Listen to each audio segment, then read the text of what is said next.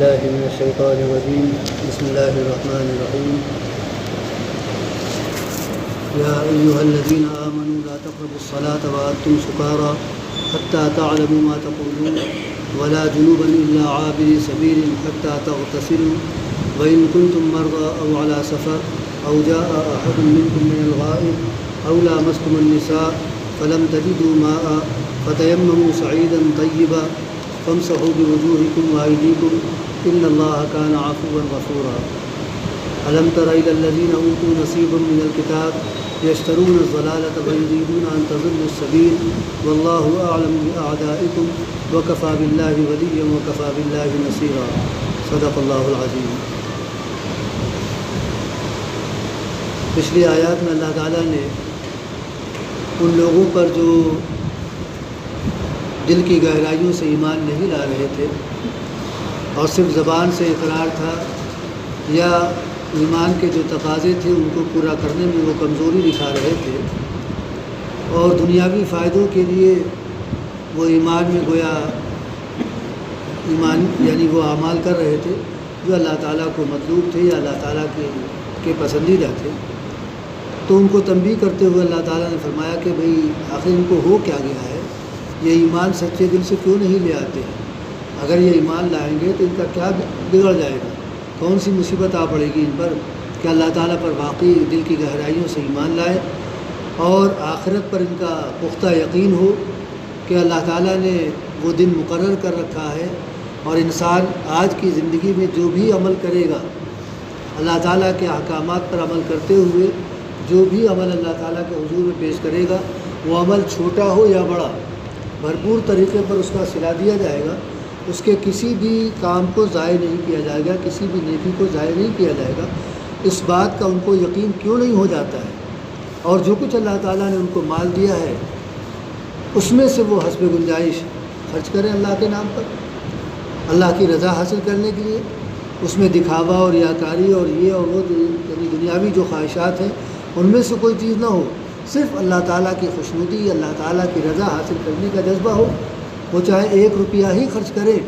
لیکن محض اللہ کی رضا کے لیے، یعنی کہ 1 روپیہ ہے تو دکھاوا اور 1000 روپے ہے تو دکھاوا اور بینر پہ نام آئے اور اسکرین پر نام آئے اور خبروں میں اور ٹی وی پر اور فلاں، یہ ساری چیزیں نہیں، صرف اللہ کو راضی کرنے کے لیے، بلکہ جیسا کہ حدیث میں کہا گیا اس انداز سے خرچ کیا جائے کہ بائیں ہاتھ کو خبر ہی نہ ہونے پائے کہ دائیں ہاتھ نے کیا خرچ کیا، اتنے خفیہ طریقے پر۔ اگر یہ اس طرح سے کر لیں تو ان کا ہر عمل اللہ تعالیٰ کی نگاہ میں، اللہ تعالیٰ کے علم میں ہے اور وہ اپنے بندوں پر رائی کے دانے کے برابر بھی ظلم نہیں کرے گا۔ جو کچھ بھی ہے، جس قدر بھی نیکی ہے، چھوٹی یا بڑی، ان کا بھرپور طریقے پر بلکہ بڑھا چڑھا کر اجر دیا جائے گا اور مزید اللہ تعالیٰ کی طرف سے اجر دیا جائے گا۔ اسی طرح سے وہ ایک ایسا دن ہے کہ جس میں تمام امتوں پر ایک گواہ لایا جائے گا، یعنی نبی کو لایا جائے گا، ان سے گواہی لی جائے گی کہ بھئی آپ کو جو پیغام دیا گیا تھا آپ نے اپنی امت کو پہنچایا یا نہیں، ان سے گواہی لی جائے گی، اور رسول اللہ صلی اللہ علیہ وسلم کو بھی ان کی امت پر گواہ بنا کر لایا جائے گا۔ اب اس وقت جن لوگوں نے آج کی زندگی میں نافرمانی کی ہوگی، کفر کیا ہوگا، وہ آرزو یہ کریں گے کہ کاش زمین پھٹے اور اس میں سما جائے۔ اتنی رسوائی، اتنی ذلت، اللہ تعالیٰ کا غیظ و غضب، اللہ تعالیٰ کی پکڑ، اس سے بچنے کی یہی ایک ممکن صورت ہو سکتی ہے کہ زمین پھٹے اور اس میں سما جائے، یا پھر کچھ ایسا معاملہ ہو کہ خاک میں مل جائے اور نام و نشان مل جائے۔ یہ پچھلی آیات میں اللہ تعالیٰ نے بیان کیا تھا۔ ابھی جو آیتیں آپ کے سامنے پڑھی ان میں اللہ تعالیٰ نے نماز کے لیے کچھ شرطیں لگائی ہیں، ان شرطوں کے ساتھ نماز ادا کی جائے، ان میں حالتیں بھی ہیں اور مزید کچھ۔ اسی کے ساتھ یہ بھی کہ جو لوگ اللہ تعالیٰ کی آیات کا سودا کرتے ہیں ان کے لیے اللہ تعالیٰ کی طرف سے سخت پکڑ ہے، یہ ان آیات میں بیان کیا گیا۔ فرمایا یا ایھا الذین آمنوا لا تقربوا الصلاۃ وانتم سکارى، اے ایمان والو خبردار کہ نماز کے قریب نہ جانا، نماز پڑھنے کی کوشش نہ کرنا اس وقت جب کہ تم نشے کی حالت میں، جب تم نے شراب پی رکھی ہو یا کوئی ایسا نشہ کر رکھا ہو کہ جس سے تمہاری عقل تمہارے قابو میں نہ ہو، اور فول پک رہے ہو یا کہنا کچھ چاہتے ہو، زبان سے نکل کچھ رہا ہو، تو خبردار ایسی حالت میں نماز نہ پڑھنا۔ یہ دوسری آیت ہے جس میں شراب سے متعلق کلام کیا گیا ہے۔ سورہ بقرہ میں پہلی آیت آئی تھی۔ اصل میں معاملہ یہ ہے کہ شراب چونکہ عرب کی گھٹی میں پڑی ہوئی تھی، اگر یکسر اس کو بند کر دیا جاتا، حرام قرار دے دیا جاتا، تو لوگوں کی زندگی بڑی دشواریوں میں پڑ جاتی۔ اگرچہ بعض ایسے لوگ بھی تھے کہ جنہوں نے کبھی زندگی میں شراب کو ہاتھ تک نہیں لگایا۔ رسول اللہ صلی اللہ علیہ وسلم کی زندگی دیکھی، اسی معاشرے کے اندر تھے جس میں شراب کا ایک دور چلتا تھا، اور لوگ ہر موقع پر شراب، شادی بیاہ کے موقع پر، محفلوں میں، دوستوں کے ساتھ، اور یہاں اور وہاں، گھر میں باہر، ہر جگہ شراب۔ اسی طرح سے حضرت ابوبکر صدیق رضی اللہ عنہ، انہوں نے کبھی ہاتھ نہیں لگایا، کبھی شراب نہیں، اور بھی اسی طرح سے بعض صحابہ کرام جو ایمان لائے انہوں نے کبھی ہاتھ نہیں لگایا تھا۔ تو فطرت میں اللہ تعالیٰ نے ان لوگوں کے اس سے نفرت رکھی تھی، اور کچھ تھے بہرحال جو پیتے تھے اور شوق سے پیتے تھے، دن میں کئی مرتبہ پیتے تھے۔ تو چونکہ ان کی عادت بنی ہوئی تھی، ان کا ایک مزاج بنا ہوا تھا، بالخصوص شادی بیاہ کی تقریبات میں تو یہ جزو لازم تھا، اس کے بغیر گویا شادی نہیں مکمل ہوتی تھی، تقریب نہیں مکمل ہوتی تھی، دور چلتے تھے خوب۔ تو اللہ تعالیٰ نے پہلی مرتبہ سورہ بقرہ میں یہ آیت نازل کر کے لوگوں کو گویا اس کے نقصانات سے آگاہ کیا۔ یسألونک عن الخمر والمیسر قل فیہما اسم کبیر ومنافع للناس واسمہما اکبر من نفعہما۔ اے نبی، یہ لوگ آپ سے پوچھتے ہیں جوے کے متعلق اور شراب کے متعلق کہ بھئی کیا جوا کھیلا جا سکتا ہے، اس سے جو پیسہ حاصل ہو رہا ہے، بظاہر جو نفع حاصل ہو رہا ہے، اس کو ہم اپنے کام میں لا سکتے ہیں، اس سے اپنی ضرورتوں کو پورا کر سکتے ہیں یا نہیں۔ اسی طرح سے شراب، بھئی اسلام پتہ نہیں اس کو پسند کرتا ہے نہیں، اس کے مزاج میں یہ چیز ہے کہ نہیں کہ وہ شراب اور نشے کو پسند کر رہا ہے۔ تو آپ سے پوچھتے ہیں جوئے کے متعلق، شراب کے متعلق، تو کہہ دیجیے فیہما اسم، یسألونک عن الخمر والمیسر قل فیہما اسم کبیر ومنافع للناس۔ اے نبی، ان سے کہہ دیجیے اس میں بڑا گناہ ہے، ہاں البتہ کچھ لوگوں کے لیے فائدے کی بھی چیز ہے۔ فائدہ ظاہری اعتبار سے، حقیقی فائدہ نہیں۔ ظاہری اعتبار سے فائدہ یہ کہ داؤں لگایا جوئے میں، بازی ہماری آ گئی، ہم تو سارا سب سمیٹ لیا ہم نے، 10 روپے لگائے تھے 100 روپے مل گئے، 100 لگائے تھے 1000 روپے مل گئے، تو ظاہری اعتبار سے یہ فائدہ نظر آ رہا ہے۔ اسی طرح سے شراب، کہتے ہیں کہ بھئی یہ غم کو غلط کرتی ہے، انسان کچھ دیر کے لیے اپنی فکروں کو، پریشانیوں کو، تکلیفات کو بھول جاتا ہے، تو ظاہری اعتبار سے یہ فائدہ ہے کہ کم سے کم کچھ دیر کے لیے انسان کو راحت مل جاتی ہے، آرام مل جاتا ہے۔ لیکن وَإِسْمُهُمَا أَكْبَرُ مِن نَفْعِهِمَا، بظاہر تو یہ فائدہ تم کو نظر آ رہا ہے یا یہ فائدہ حاصل ہوتا ہے، لیکن ان کا جو گناہ ہے وہ اس سے کہیں زیادہ ہے۔ اب تم خود فیصلہ کر لو کہ تھوڑے نفع کو حاصل کرنا چاہتے ہو یا بڑے گناہ سے بچنا چاہتے ہو۔ ظاہر ہے کہ کوئی بھی عقل مند انسان بڑے گناہ کو حاصل کر لے اور چھوٹے اس کو چھوڑ دے، یہ نہیں ممکن ہے۔ وہ بڑے گناہ سے بچے گا، بڑے اس کو چھوڑیے کہ کچھ نقصان ہو جائے۔ جوا کھیلے گا تو نقصان ہوگا، اگر نہیں کھیلے گا ٹھیک ہے، یہ نقصان کافی ہے، یہ گوارا ہے اس بڑے گناہ سے کہ اس میں پڑھ کر ہم اپنے رب کو ناراض کر لیں، اپنی آخرت کو خطرے میں ڈالیں، یا شراب پی کر کچھ دیر کے لیے ہم اپنے آپ کو سکون دے دیں، لیکن اس کے بعد جب قیامت دن اللہ تعالیٰ کا سامنا ہو تو اللہ تعالیٰ کہے کہ تمہارے جسم کے اندر حرام شے گئی ہوئی ہے، یہ حرام چیز کے ساتھ تمہارا جسم جنت میں نہیں جا سکتا، اب جہنم میں پہلے جاؤ، اس حرام کو نکالو، وہاں یہ جلے اور ختم ہو، پھر تمہارا جسم جنت کے قابل ہوگا۔ یہ بڑا گناہ ہے، یہ تو بڑی سخت وہ ہے، لہٰذا بہتر ہے کہ شراب کو چھوڑ دیا جائے۔ تو اس طرح سے اللہ تعالیٰ نے لوگوں کو آمادہ کیا کہ وہ جوئے سے اور شراب سے اپنے آپ کو بچائیں۔ معاملہ چلتا رہا، بہرحال لوگ پیتے رہے۔ کبھی کبھی ایسا بھی ہوتا تھا کہ ایسے وقت میں پی لیتے تھے کہ کچھ دیر کے بعد نماز کا وقت ہوتا تھا اور اسی حالت میں وہ کھڑے ہو جاتے تھے۔ اس آیت کا خاص طور پر شان نزول یہ ہے کہ ایک مرتبہ حضرت عبد الرحمن ابن عوف رضی اللہ عنہ، انہوں نے اپنے چند ساتھیوں کی دعوت کی، لوگ آئے، شریک ہوئے، کھانا وانا چلا، شراب کا دور بھی چلا کھانے کے بعد، وہ کھانے کا گویا تتمہ تھا، تکملہ تھا کہ جب تک شراب نہ ہوگی دعوت مکمل نہیں ہوگی۔ شراب پی گئی خوب قاعدے سے کے ساتھ اور نشہ چڑھا، کچھ دیر کے بعد نماز کا وقت ہو گیا، حضرت علی رضی اللہ عنہ کو امام بنایا گیا، انہوں نے نماز شروع کی،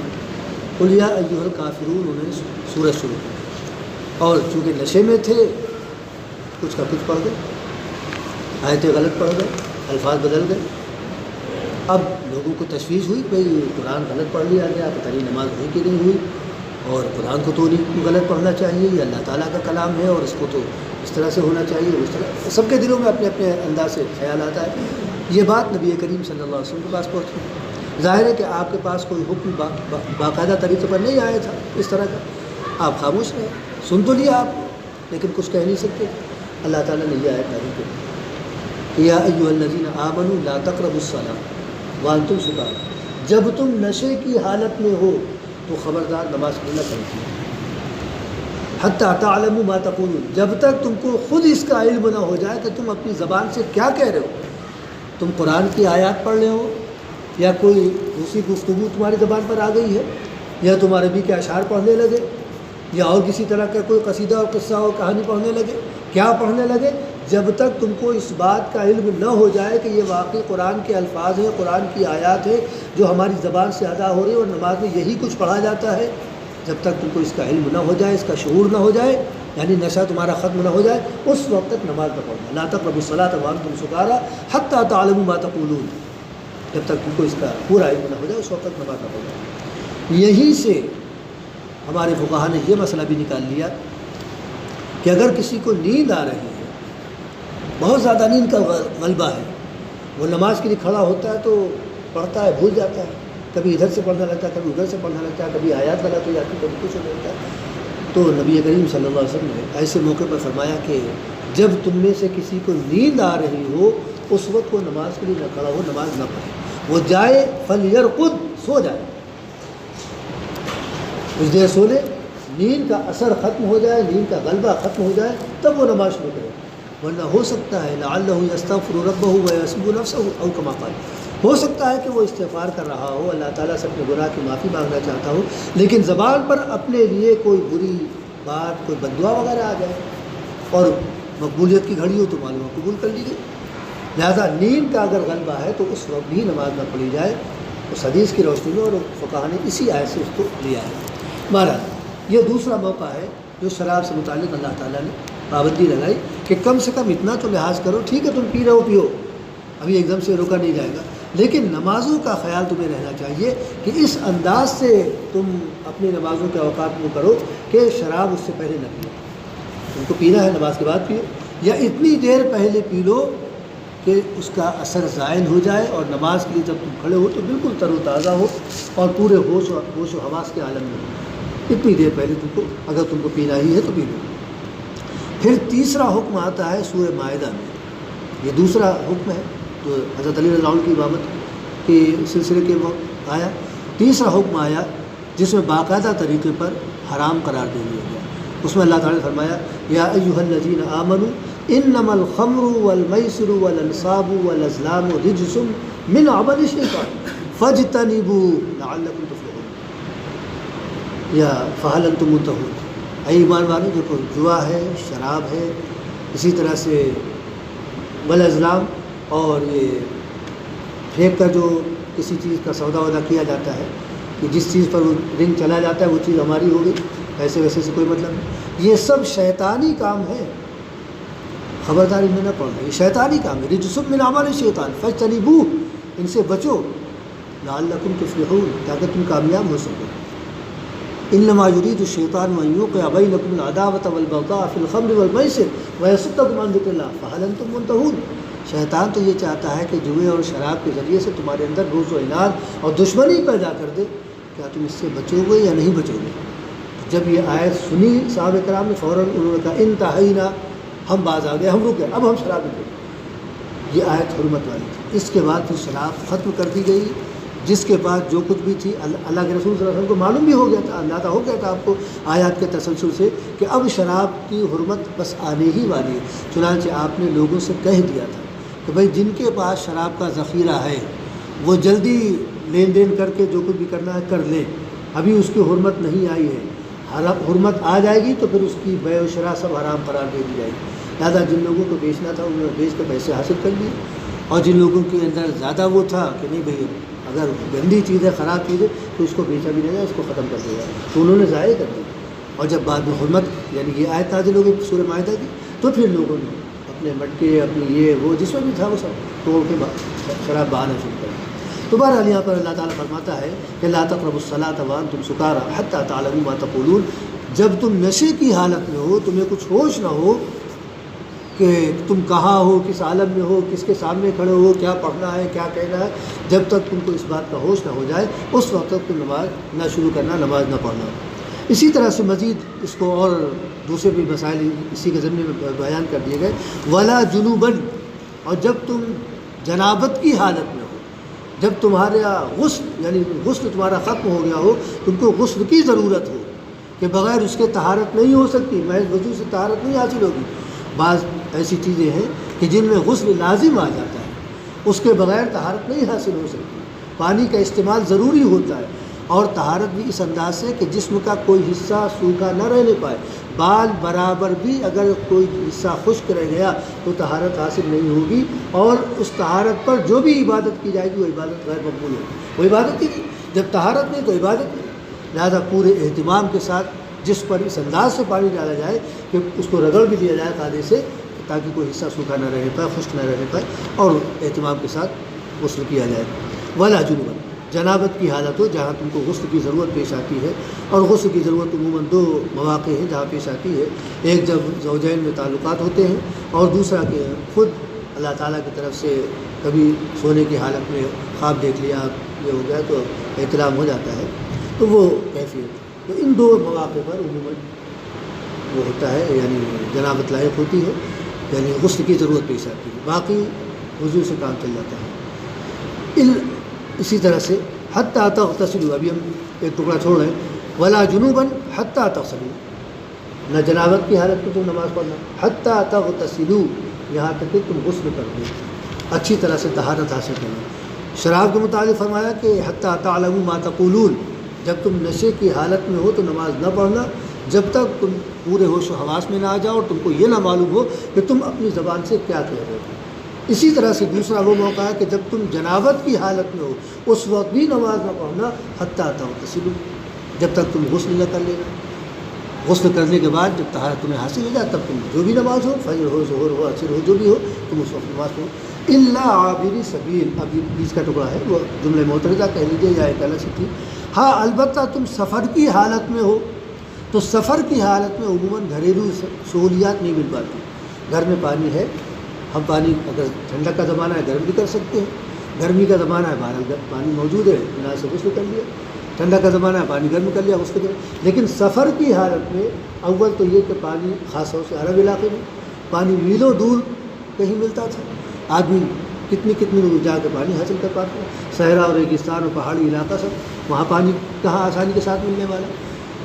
تو اب ایسے موقع پر اگر غسل کی ضرورت پیش آ جائے اور پانی کہیں نہیں آس پاس تو کیا کیا جائے؟ الا عابری سبیل، اسی لیے اللہ تعالیٰ کہ مگر اس وقت جب کہ تم سفر کی حالت میں ہو اور تم کو جنابت لاحق ہو جائے، غسل کی ضرورت پیش آ جائے، تو اس وقت تمہارے لیے معاملہ یہ ہے، یا اسی طرح سے وَإِن كُنتُمْ إِلَّا عَابِرِي سَبِيلٍ، ایک مسئلہ کہ جب تم سفر کی حالت میں ہو اس وقت تم کو پانی آسانی کے ساتھ میسر نہیں آ سکتا، تم غسل کیا کر سکتے؟ کبھی کبھی تو ایسا بھی ہوتا ہے کہ وضو کے لیے بھی پانی نہیں مل پاتا، غسل کی تو بات الگ رہی، وضو کے لیے بھی پانی نہیں مل پاتا، لہٰذا ایسے موقع پر تم نہ غسل کر سکتے ہو نہ وضو کر سکتے ہو۔ دوسری ایک کیفیت وَإِن كُنتُم مَرْضَىٰ، یا پھر پانی موجود ہے، تم اپنے گھر پر ہو یا سفر ہی کی حالت میں ہو اور پانی موجود ہے، لیکن حالت یہ ہے کہ تم بیماری کے عالم میں ہو، ان كنتم مَرْضَىٰ، تم بیمار ہو، پانی کا استعمال نہیں کر سکتے، پانی کا استعمال کرتے ہو تو بیماری شدت اختیار کر جائے گی یا بیماری سنگین قسم کی ہو جائے گی اور اس بات کا خطرہ ہے کہ ہو سکتا ہے جان ہلاکت میں پڑ جائے، اس طرح کا معاملہ ہو، اتنی شدید قسم کی بیماری ہو یا بیماری کے بڑھ جانے کا اندیشہ ہو یا اور کسی قسم کا مثلا زخم ہے، پانی کا استعمال کرتے ہیں تو زخم اور زیادہ تکلیف دے گا، 2 دن میں اچھا ہونے والا 20 دن 10 دن لگا دے گا زخم اچھا ہونے میں۔ تو اگر اس طرح کی کیفیت ہے، اس طرح کا معاملہ ہے، او علی سفر، یا پھر سفر کی حالت میں ہو، او جاء احد منکم من الغائط، یا کوئی بیت الخلاء سے آیا ہے، پیشاب پاخانے سے فارغ ہو کر آیا، اس وقت ظاہر ہے کہ وضو کی ضرورت ہے، اگر پیشاب پاخانے وغیرہ بول و برات سے فارغ ہو کر آیا تو وہاں غسل کی ضرورت نہیں ہے، وہاں صرف وضو کی ضرورت ہے، اور وضو میں 3 اعضاء دھونے والے ہیں، ہاتھ، چہرہ، ہاتھ کونیوں تک، چہرہ پورا، اور دونوں پیر ٹخنوں تک، اور مسح چوتھا عمل گویا۔ تو اس میں پانی تھوڑی مقدار میں بھی ہوگا، کام چل جائے گا۔ تو او جاء احد منکم من الغائط، یا کوئی بول بلا سے فارغ ہو کر آیا ہے، او لامستم النساء، یا تم نے اپنی بیویوں سے ملاقات کی ہے۔ ظاہر ہے کہ اس موقع پر وضو سے کام نہیں چلے گا، یہاں پر تو غسل کی ضرورت ہے، بغیر غسل کے کسی قسم کی عبادت نہیں کی جا سکتی، نہ نماز پڑھی جا سکتی ہے، نہ قرآن کی تلاوت کی جا سکتی ہے، نہ قرآن کو چھوا جا سکتا ہے، نہ قرآن کو ہاتھ لگایا جا سکتا ہے، کچھ نہیں کیا جا سکتا، اور قرآن کی آیات یعنی زبانی کوئی پڑھنا چاہے تو وہ بھی نہیں کر سکتے۔ ہاں اگر بہت شدید ضرورت ہے، دعا کی شکل میں قرآن کی چند آیات ہیں جیسے ان کو پڑھنا ہے، تو الفاظ کو توڑ توڑ کر پڑھا جائے، پوری آیت یا پوری دعا ایک ساتھ نہ پڑھی جائے، ربنا آتنا فی الدنیا حسنۃ وفی الآخرۃ حسنۃ وقنا عذاب النار، پوری دعا پڑھ لی، ایسے نہیں پڑھا جائے، اس کو مختلف ٹکڑوں میں کر کے پڑھا جائے، ربنا آتنا سانس توڑ دیجیے، فی الدنیا حسنۃ وقنا عذاب النار، اس طرح سے مختلف اجزاء کر کے اس آیت کو پڑھا جائے گا۔ تو ایسے موقع پر کہ جب اولا مسلم کے ساتھ تم نے اپنی بیویوں سے تعلقات قائم کیے ہوں، تو اس وقت بھی تم کو طہارت کاملہ کی ضرورت ہے، یعنی غسل کی ضرورت ہے، لیکن فلم تجدوا ماء، پانی تم کو میسر نہیں ہے، تم سفر کی حالت میں ہو، وہاں پانی نہیں مل رہا، یا ہو تو گھر میں لیکن بیماری کا اندیشہ ہے، بیماری کے بڑھ جانے کا اندیشہ ہے، یا بیمار ہو اور پانی کا استعمال نہیں کر سکتے، جبکہ باوجود پانی موجود ہونے کے پانی کا استعمال نہیں کر سکتے، فَتَيَمَّمُوا صَعِيدًا طَيِّبًا، تو ایسے موقع پر پاک مٹی کا قصد کر لو، پاک مٹی سے تیمم کر دو، جو مٹی پاک ہے جس میں کسی قسم کی کوئی گندگی نہیں شامل ہے، اس مٹی سے تیمم کر لو۔ اور تیمم کرنے کا طریقہ کہ اب غسل کی ضرورت ہے، اس کا تیمم کیا ہے؟ بظاہر عقل یہ کہتی ہے کہ پورے جسم کو پوت لیا جائے، مٹی میں پورے طور پر لوٹ لیا جائے، جس طرح سے پورے جسم کو پانی بہانے کی ضرورت ہے، اسی طرح سے پانی کی جگہ پر مٹی ہونا چاہیے کہ پورا جسم ہمارا خاک آلود ہو جائے، تب طہارت حاصل ہو جائے۔ اور وضو کے لیے اگر تیمم کرنا ہے تو چہرہ اور ہاتھ دھوئے جاتے ہیں، ان کا وہ کر لیا جائے، ان کا مسح کر لیا جائے، تیمم ہو گیا، طہارت حاصل ہو گئی۔ تو اللہ تعالیٰ فرماتا ہے فَامْسَحُوا بِوُجُوهِكُمْ وَأَيْدِيكُمْ، بس اپنے چہروں کا مسح کرنا اور اپنے ہاتھوں کا مسح کرنا، صرف 2 رکن۔ تیسرا رکن البتہ نیت کا ہے کہ آپ کو یہ نیت کرنا پڑے گی کہ ہم طہارت حاصل کرنے کے لیے تیمم کر رہے ہیں۔ وضو میں یا غسل میں آپ کو نیت کرنے کی ضرورت نہیں، آپ نے ہی شروع کر دیے وضو مکمل ہوا، آپ کو طہارت حاصل ہو گئی۔ آپ کو غسل کی ضرورت ہے، آپ جائیے غسل خانے میں پانی ڈالیے اور مل لیجیے، اور جسم کو اور پورے جسم کو آپ پانی سے بھگو لیجیے، آپ کا غسل ہو گیا، طہارت حاصل ہو گئی، نیت کی کوئی ضرورت نہیں۔ ہاں یہ الگ بات ہے، آپ نیت کر لیں گے تو انشاءاللہ مزید ثواب ملے گا اور اللہ تعالیٰ کی مزید خوشنودی ملے گی، لیکن بہرحال اگر آپ نے نیت نہیں کی تو کوئی بات نہیں، طہارت حاصل ہو جائے گی۔ لیکن جب آپ تیمم اس کی جگہ کریں گے تو چونکہ تیمم اصل نہیں ہے، تیمم بدل ہے، پانی کا بدل ہے یہ، لہذا یہاں پر نیت کرنا فرض ہے، بغیر نیت کے تیمم نہیں ہو سکتا، طہارت نہیں حاصل ہوگی۔ لہذا تیسرا رکن کہہ لیجیے اس کو، یعنی 2 رکنوں تو یہ کہ چہرے پر مسح کیا جائے اور کونیوں سمیت دونوں ہاتھوں کو مسح کیا جائے، اور تیسرا رکن یہ ہے کہ آپ نیت پہلے کریں کہ ہم طہارت حاصل کرنے کے لیے، جنابت سے طہارت حاصل کرنے کے لیے یا وضو کی جگہ پر طہارت حاصل کرنے کے لیے ہم یہ تیمم کر رہے ہیں، اس طرح سے آپ نیت کریں۔ اور فَامْسَحُوا بِوُجُوهِكُمْ، اپنے چہروں پر مسح کر لیں، ایک بار آپ مٹی پہ ہاتھ ماریں گے، مٹی ہو لیکن صاف ستھری پاکیزہ، جیسے بتایا گیا فَتَيَمَّمُوا صَعِيدًا طَيِّبًا، پاک مٹی کا قصد کرو، پاک مٹی سے تیمم کرو۔ تو ایسی جگہ پر اگر زمین پر آپ کرنا، اور یہ ایسی چیز اللہ تعالیٰ نے دی ہے کہ جو ہر جگہ پر میسر ہے، پانی ہر جگہ میسر نہیں ہے، لیکن جہاں کہیں بھی آپ ہو،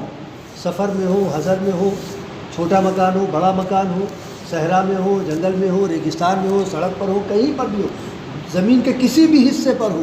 آپ کو مٹی میسر ہے، اللہ تعالیٰ نے ایسی کی۔ اور یہ صرف امت محمدیہ کو دی گئی، پچھلی کسی امت کو تیمم نہیں دیا گیا تھا، یہ صرف امت محمدیہ کی خصوصیت ہے کہ طہارت کے لیے اللہ تعالیٰ نے مٹی کو پانی کا بدل بنا دیا۔ کیا ہے؟ رسول اللہ صلی اللہ علیہ وسلم کی امت اس پر کمزور ہے۔ دوسری بات ہے کہ مختلف قسم کے حالات ہوں گے تو ایسے موقع پر ان کے ساتھ نرمی کی جائے، یہ خصوصیت ہے رسول اللہ صلی اللہ علیہ وسلم کی کہ ہمیں آپ کو تیمم ملا۔ تو یہ زمین، یہ مٹی ہر جگہ پر ہے، جہاں کہیں بھی ہو۔ اب یہ الگ بات ہے کہیں گندی ہے تو وہاں سے ہٹ کے دوسری جگہ تیمم کر لو، لہٰذا ایک بار ہاتھ مارا جائے گا اور پورے چہرے کو جس طرح سے دھوتے ہیں کہ بالوں کی اگلے کی جگہ سے لے کر یہ پورا چہرہ یہاں تک اتنے حصے پر مسح کیا جائے گا ایک مرتبہ، اور اس کے بعد دوسری مرتبہ ہاتھ مارا جائے گا اور پھر کوہنیوں کے ساتھ یہ اس طرح سے یہ مسح کر لیا جائے گا اور اسی طرح سے دوسرا ہاتھ، بس آپ طہارت آپ کو ہو گئی حاصل۔ اب آپ نماز پڑھ سکتے ہیں، قرآن پڑھ سکتے ہیں، جو کچھ بھی آپ جو بھی عبادت کرنا چاہے کر سکتے ہیں کیونکہ طہارت۔ لیکن یہ تیمم اس وقت تک رہے گا جب تک آپ کا عذر ہے، عذر ختم ہوا تیمم ختم ہو جائے گا خود بخود۔ آپ اگر خدا نخواستہ بیمار تھے، بیماری سے کے ڈر کی وجہ سے آپ نے تیمم کیا تھا تو بیماری ختم ہوئی، پانی کے استعمال پر آپ قادر ہوئے، آپ کی طہارت ختم ہو گئی، اب آپ غسل کیجیے اور اس کے بعد عبادت وغیرہ کیجیے۔ اسی طرح سے پانی مل نہیں پا رہا تھا، آپ نے تیمم کیا، نماز پڑھی، پانی آ گیا، اب آئندہ جو نماز پڑھیں گے وہ آپ وضو سے پڑھیں گے، تیمم اب نہیں کریں کہ ہمارا تو ابھی تیمم باقی ہے، جس طرح سے وضو میں ہوتا ہے کہ ہم ابھی ظہر میں وضو کیا یا مغرب میں وضو کیا تھا، ابھی ہمارا وضو باقی ہے، بھی پڑھ لیا۔ اگر مان لیجیے آپ نے مغرب میں تیمم کیا پانی نہ ہونے کی وجہ سے اور عشاء سے پہلے آپ کو پانی مل گیا اور آپ کو کوئی ضرورت نہیں پیش آئی کہ آپ پیشاب پکانے کی اس طرح کی، اور آپ کا تیمم باقی، لیکن پانی کے آ جانے اور آپ کے قادر ہو جانے کی وجہ سے آپ کا تیمم ختم ہو گیا، آپ کی طہارت ختم ہو گئی، اب آپ کو عشاء کی نماز پڑھنے کے لیے وضو کرنا پڑے گا۔ اگر بغیر وضو کے آپ نماز پڑھتے ہیں اس اعتماد پر کہ ہمارا تیمم باقی ہے، ہماری طہارت باقی، آپ کی نماز نہیں ہوگی۔ تو فامسحوا بوجوہکم وایدیکم، اپنے چہرے کو ایک مرتبہ اور ایک مرتبہ ہاتھ مار کر مٹی پر اپنے دونوں ہاتھوں کا مسح کر لو۔ بعض حضرات نے ایک ہی بار ہاتھ مارنے کی بات کہی کہ ایک بار ہاتھ مار کر چہرے پہ بھی مسح کر لیا جائے اور ہاتھوں کا بھی مسح کر لیا، لیکن یہ قول زیادہ وہ نہیں ہے، اور دوسرے ائمہ کی بات ہے، امام ابو حنیفہ رحمۃ اللہ علیہ فرماتے ہیں کہ 2 مرتبہ ہاتھ مارا جائے گا اور ایک بار چہرے کی اور ایک بار۔ یہ کوئی شرط نہیں کہ زمین پر ہاتھ مارا جائے، مٹی پر ہاتھ مارا جائے، کوئی بھی ایسی چیز جو زمین سے نکلنے والی ہو اور اس پر گرد و غبار ہو، آپ اس پر بھی ہاتھ مار کر تیمم کر سکتے ہیں۔ ان اللہ کان عفوا غفورا، بلا شبہ اللہ تعالیٰ درگزر کرنے والا ہے، تمہاری اس مجبوری کو دیکھ رہا ہے، سمجھ رہا ہے کہ تم پانی پر اپنی بیماری کی وجہ سے یا اپنی مجبوری کی وجہ سے قادر نہیں ہو، تو اللہ تعالیٰ مشقت میں نہیں ڈالنا، لا یکلف اللہ نفسا الا وسعها، اللہ تعالیٰ کسی کو بھی اس کی استطاعت سے زیادہ کا مکلف نہیں بناتا ہے۔ پانی نہیں آپ وضو کیجئے، چاہے 4 میل آپ کو جانا پڑے پانی کے لیے، آپ 4 میل سے پانی لے کر آئیے وضو کیجیے، اللہ تعالیٰ اتنی مشقت میں نہیں ڈال رہا ہے۔ آپ کو آسانی سے پانی مل سکتا ہے، آپ ٹھیک وضو کیجیے پانی لا کے، نہیں مل سکتا ہے چھوڑیے، تیمم کیجیے اور نماز پڑھیے۔ تو اللہ تعالیٰ اس مجبوری کی وجہ سے درگزر کرنے والا، اور اگر کہیں کچھ بھول چوک ہوتی ہے، کوئی لغزش ہوتی ہے تو اللہ تعالیٰ اس کو معاف بھی کرنے والا ہے۔ الم تر الی الذین اوتوا نصیبا من الکتاب، اے نبی یا اے مخاطب، کیا تم نے ان لوگوں کو دیکھا کہ جن کو اللہ تعالیٰ نے کتاب کا ایک حصہ دیا تھا، کتاب کا کچھ یعنی وہ دیا تھا، کچھ اس کی تعلیمات دی تھی، یشترون الضلالۃ، کتاب کی تعلیمات یا کتاب پہنچ جانے کے بعد یہ اخلاقی طور پر بھی اور شرعی طور پر بھی ذمہ داری تھی کہ اس کتاب کی تعلیمات پر عمل کر کے انسان اپنی زندگی کے اندر نکھار پیدا کرتا ہے، دنیا کے اعتبار سے بھی اور آخرت کے اعتبار سے بھی، اپنی آخرت کو بالخصوص سنبھال لیتا ہے۔ لیکن بجائے اس کے اس کتاب سے یہ فائدہ حاصل کرتے، انہوں نے دنیاوی فائدہ حاصل کیا، یشترون الضلالۃ، اس سے گمراہی حاصل کر لی اور ایمان کا سودا کر لیا، اللہ تعالیٰ کی آیات کا سودا کرنے لگے، اس سے بیع و شرا کرنے لگے، غلط قسم کے مسائل بتانے لگے، سائل کے اعتبار سے اس کا مسئلہ بتا دیتے کہ بھائی تمہارے لیے تو یہ ہے، تم اس طرح سے عمل کر لو، تمہارا کام چل جائے گا۔ کوئی بیچارہ دوسرا آتا جس سے کچھ دشمنی ہوتی ہے، وہ ان کی جیب گرم نہ کر پاتا، بھائی دیکھو ہماری کتاب میں تو یہ لکھا اللہ تعالیٰ کا یہ ہو، تو اس طرح سے انہوں نے سوری بازیاں شروع کر دی، یشترون الضلالۃ، گمراہی خرید رہے ہیں، وَيُرِيدُونَ أَن تَضِلُّوا السَّبِيلَ، اور خود یہ بھی چاہتے ہیں کہ تم بھی ایسا ہی کرنے لگو۔ صحابہ کرام سے بعض حضرات کی بات کہی کہ بھائی نبی سے خود کہا کہ بھائی آپ جو قرآن پیش کر رہے ہیں اس قرآن میں ہماری لیے گنجائش نہیں ملتی ہے، کچھ ایسا کیجیے کہ اس میں کچھ تبدیلی کر لیجیے، تھوڑی بہت تبدیلی کر لیجیے، نہ پوری تبدیلی کیجیے، ہم اس کو مان لیتے ہیں۔ 11ویں بارے میں اللہ تعالیٰ نے اسی بات کو ارشاد فرمایا ہے، قال الذين لا يرجون لقاءنا ائت بقرآن غیر هذا او بدل، اے نبی یہ جو کچھ آپ سنا رہے ہیں اس کو چھوڑ کر کوئی دوسرا قرآن لے آئیے، اس میں ہمارے لیے کوئی گنجائش نہیں ہے، نہ ہمارے بتوں کی گنجائش ہے، نہ ہمارے رسم و رواج کی گنجائش ہے، نہ ہمارے طور طریقوں کی گنجائش ہے، نہ باپ دادا کے خیالات کی گنجائش، میں کوئی گنجائش نہیں ہو رہی۔ یہ تو بالکل دو ٹوک انداز میں بات کرتا ہے، لہذا یہ ہم قابل قبول نہیں سمجھتے۔ یا پھر یہ کہ اگر آپ بدل کر نہیں لا سکتے ہیں تو او بدلو، کچھ آیتیں ہی ادھر سے ادھر کر دیجیے، الفاظ ہی کچھ ادھر سے ادھر کر دیجیے، تاکہ ہم اس کو قبول کر لیں، اس پر عمل کر لیں، ہم بھی آپ کی جماعت میں شامل ہو جائیں۔ تو اللہ تعالیٰ کی طرف سے جواب دیا گیا، قل ما یکون لی ان ابدلہ من تلقاء نفسی، نبی سے کہہ دیجیے میں اپنی طرف سے اس میں کوئی تبدیلی نہیں کر سکتا، ایک حرف بھی، بلکہ ایک زبر، ایک زیر، ایک پیش، اس کی بھی تبدیلی کی میرے لیے گنجائش نہیں کہ میں ایسا بھی کر سکوں۔ اور نبی کے لیے اللہ تعالیٰ نے خود فرما دیا، وَلَوْ تَقَوَّلَ عَلَيْنَا بَعْضَ الْأَقَاوِيلِ لَأَخَذْنَا مِنْهُ بِالْيَمِينِ ثُمَّ لَقَطَعْنَا مِنْهُ الْوَتِينَ فَمَا مِنْكُم مِّنْ أَحَدٍ عَنْهُ حَاجِزِينَ۔ اگر یہ ہماری بات میں اپنی بات کی آمیزش کر دیں، ہم نے جو کلام ان پر اتارا اس کلام میں یہ اپنی طرف سے کچھ ملا دیں، تو جانتے ہو کیا کریں گے ہم ان کے ساتھ، لَأَخَذْنَا مِنْهُ بِالْيَمِينِ، ان کو داہنی طرف سے پکڑ لیں گے،